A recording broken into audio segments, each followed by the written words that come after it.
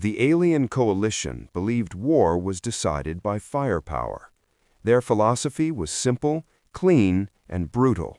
The side with the greater capacity for annihilation, with the longer range, the faster projectile, the more complete shield, would inevitably be victorious.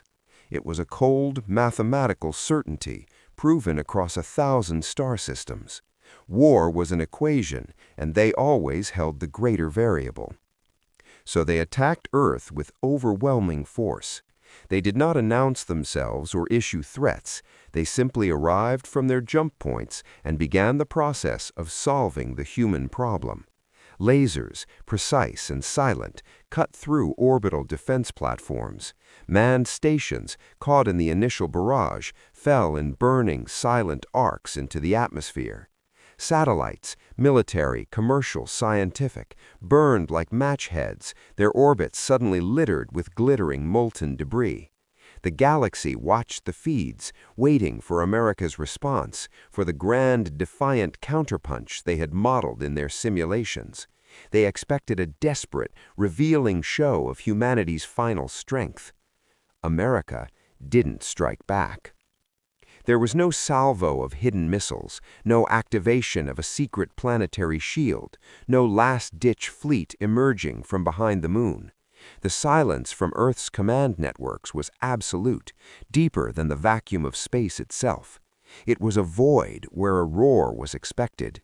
To the alien commanders, it read as paralysis, as shock, as surrender. They pressed their advantage, their formations tightening, their weapons cycling for the next, deeper layer of targets, command centers, shipyards, power grids. Instead, across the planet and the shattered remains of its orbital space, every surviving human system started recording. Not just recording, observing, analyzing, correlating. Every hit was logged, not just for damage, but for energy signature, refraction pattern, and recharge rate. Every alien ship maneuver was tracked, its vector, acceleration, and turn radius fed into 1,000 predictive models. Every frequency used for their targeting, communication, and jamming was isolated, mapped, and digitized. Every tiny mistake, a microsecond of shield overlap lag, a minor thermal bloom from an engine, was cataloged as a precious data point. Alien commanders, scanning the electronic spectrum for signs of panic or retaliation, noticed something strange and deeply unsettling.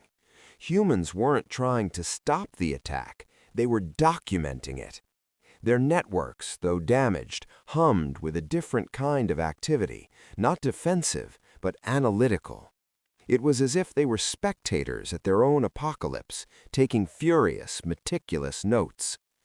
Because America and the Allied human command behind it had learned a hard lesson long ago, written in blood and fire across its own history. The first battle is never the last. The first engagement is not about winning, it is about learning. You let the enemy show you their doctrine, their technology, their patterns. You absorb the blow to study the fist. The initial terrible losses were not a disaster, they were the tuition fee for a masterclass in alien warfare. Every piece of debris, every sensor ghost, every burst of alien code was a page in a textbook being written in real time.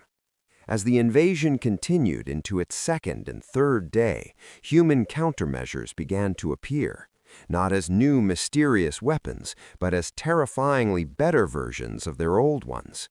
Point defense shields, which had initially been pierced with ease, began to shimmer and adjust, their modulation cycles now perfectly out of phase with the alien lasers, causing beams to scatter harmlessly.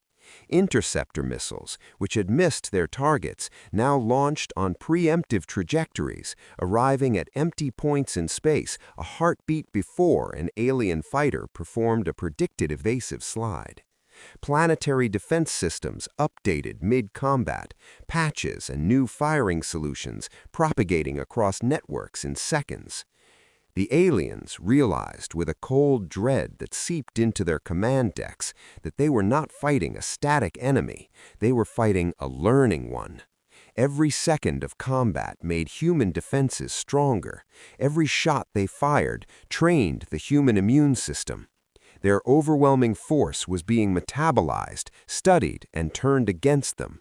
Their perfect mathematical equation of war had a new, terrifying variable they had never encountered: an adaptive exponent. After 3 days, the coalition's crushing advantage was gone. Their attacks were now met with seamless, preemptive defenses. Their maneuvers were anticipated. Their technological edge had been assimilated. After 5 days, they were objectively losing. Ships that were once invulnerable now took damage from seemingly inferior weapons fired with impossible accuracy. There was no dramatic final blow, no heroic last stand, just the inexorable, silent shrinking of their own effectiveness against an enemy that looked more like a mirror with each passing hour. The alien retreat order did not speak of defeat by force, but of obsolescence. It came with one stark clinical line: cease all engagement immediately. They are improving faster than we can adapt. Continued combat is operational suicide. America released its first and only statement of the war only after the last alien ship had vanished into faster-than-light travel. It was not a speech of victory or defiance. It was a simple 3-line data receipt broadcast on all frequencies.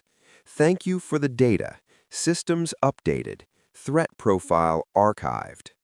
From that day forward, a new rule was engraved in the curriculum of every galactic military academy, underlined and emphasized for all future strategists. Never fight humans twice. They log the first time. The second time, you are not fighting the enemy you remember. You are fighting an enemy built from the ashes of your own first victory.